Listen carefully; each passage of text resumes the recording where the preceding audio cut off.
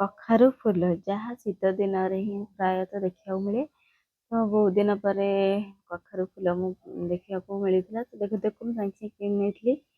चलते आज भाजा प्रथम मैं कखारु फूल को धोई देती भल भाव में गोटे गोटे करके सब जाक भलसे बाछि देती। बाछी डेम्फ गुड़ा भी छिड़े देती। गैस ऑन करके तावा बसई तावा गरम हाँ पर तेल भी गरम कर देवाई छाड़ी।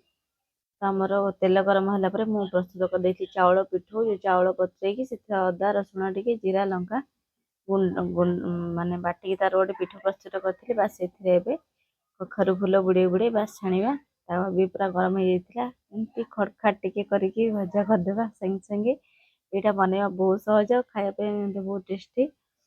तो देखु किसी समय मध्य आमर प्रस्तुत है कखारु फूल भजा बर्तमान पूरा पूरी खड़खड़िया भजा हो जाए। बस पखाड़ सांग को बाड़ी दिंतु पखाड़ आराम से कंसे दी कंसा जहाँ जी आपण मैंने पारे उड़ी नि।